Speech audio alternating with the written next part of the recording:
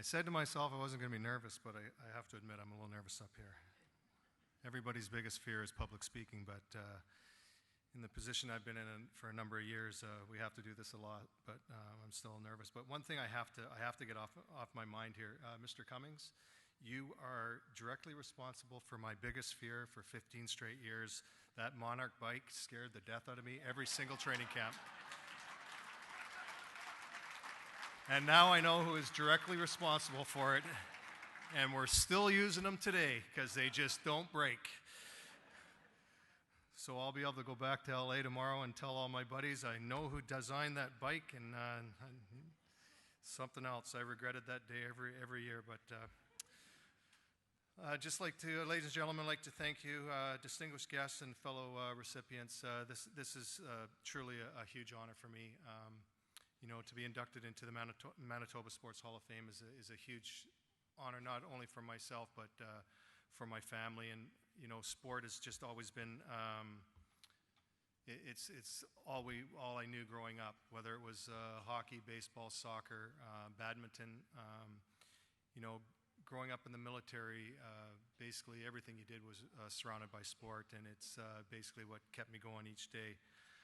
I kind of feel a little bit like the outsider here. I was born in Brandon, left there when I was like 3 years old, and came back for a little cup of tea in Portage Prairie. But it's there's always a special place in my heart in this province, because a lot of exciting things happen. You go from spending 5.5 years over in Germany as a kid, and then moving back to Portage la Prairie, and I was kind of giggling because you look at some of the things, but we went 5 years in Germany without any real TV. It was we had a little black and white TV over there. Everything was in German, no telephones, and then we come back to quote unquote civilization to Portage la Prairie, and we can't get ourselves away from the TVs and everything. It was a whole new world for us, but it was great to come back and play Bantam hockey in Portage, and I really didn't know a lot about hockey at that time, just because I'd spent 5 years over in Germany, and you just an hour away, there's the big city of Winnipeg, and I have to tell you, it's kind of funny because we, as kids growing up, the Disney movies were huge, and we used to make the hour drive, and that's when the beta and the VHS movies were first coming out, and it was a big thrill for us to come to the big city, and my dad would, as kind of a surprise for us, he'd buy us a movie, and that was the biggest thing. But there's a flip side to that. Usually when we were coming up here, sorry Trevor, but my dad was a big Saskatchewan Rough Rider fan, so we were coming up for the games, and the token aspect of it was stop off for a video for the kids, but also catch a Saskatchewan Rough Rider play the mean Blue Bombers. So, it was fun, to come. Sport is, like I said, a big part of our lives. So to be able to come here and go to the old stadium, I kind of shed a tear driving around the city today, because no football stadium, no old Winnipeg Arena. It's all big boxes all around there. So it was a little bit tough going through that neck of the woods today. But there is a lot of history, as you heard with this city of Winnipeg. My first NHL game I ever attended was the old Winnipeg Arena. There's my mom did the dreaded drive in the winter. Originally, I was a big Islanders fan, and Chico Resch is relative through marriage, and we were supposed to come up and see the Islanders. Well, he gets traded a day beforehand. So my mom was able to phone, and big story, and we were able to finagle and change our tickets over to come and see the mighty Colorado Rockies a few weeks later. But that was my first game. We were sitting in those steep steps behind the Queen. Yeah, that was pretty special. My first WHL hockey game, my first start, was in Winnipeg Arena. I think the score finished 9-8. It was basically the last team that shot won, and thank goodness it was my new Westminster Bruins that shot last. So, that was a real special moment for me. I was so nervous. I can't even remember. I can't remember the score. I can't really remember anything about the game. But I got my first Western Hockey League win in the old building. And then, obviously, you saw the big series. Going down 3-1. Nothing like having the world on your back. The whole city of Edmonton disappointed that Grant Fuhr wasn't playing, and I was, and we were down 3-1. But I vowed to myself that I'd find a way to get my game together, and I think we were the third or fourth team in NHL history at that time to ever come back from a 3-1 deficit. So there's a little history there for me. I used to love coming to this city though, because it's hockey. It's sport. It's a city you love to come to because you walk down the street, everybody wants to talk about hockey. And I remember, back in the day when we used to stay over afterwards, we used to have a little bit of fun here, the nightlife. But we also, they used to have the old, I think the place was called Chi-Chi's or something, where they used to do the radio talk show.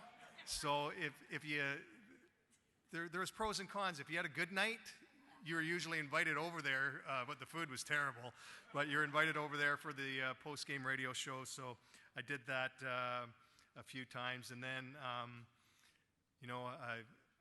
I've talked to my sisters today, and I've told my daughters about it. The coldest corner in the world, Portage in Maine. It's something else. I remember we used to stay in a hotel over by there. We walk around that corner. It was like, okay, we're going the wrong way. I guess you can't forget about your coaches over the years, and like the fellow recipients have mentioned, for me it's too many to mention, but coaches are a big part of why I'm up here today, and without their support, that push that they would give you, I have to mention one because I think that he was the guy that kind of turned the corner for me. Gentleman by the name of Dave Manning. He was my coach in Red Deer, and I was, being a military brat, you're always a little bit of an outcast, and you're always having to break barriers. You go into every 2 or 3 years. I was going into a new city, and I think it made me grow up and probably helped me down the road. Especially when I got to the NHL, that you're going to be up against things, and you just got to push through it. And Dave Manning was a huge component of he knew that I was in a tough situation, but he just kept pushing me to be better. And the quote unquote number one goalie was a kid that grew up in Red Deer his whole life, and he pushed me to be better and to try and be better than him. And by the end of the season, I kind of took over as a number one guy, and so that's a big part of I think how I got here today. And obviously, a guy like Butch Goring that gave me my first opportunity in Boston, and then you look at Glenn Sather and John Muckler that took me to that next level as part of the Edmonton Oilers. I know we're short on time here, but last but not least, my family. My parents, they're lucky enough to come here with me today, Bill and Calla. Throughout those years, everybody talks about it, those early morning practices, my dad being in the military, the working shift work, there was times where my mom would have to get up, drop me off at the rink, and then she'd be off to work, and all those long car rides throughout the different cities, bus rides, they were a big part of where I am today. And the two that probably sacrificed the most are my two sisters that are here, Paul and Cindy. They had to go through it, those awful car rides, snowstorms. They used to, when we played over in Germany, all the different countries they would go to, they had to battle through all those different trips.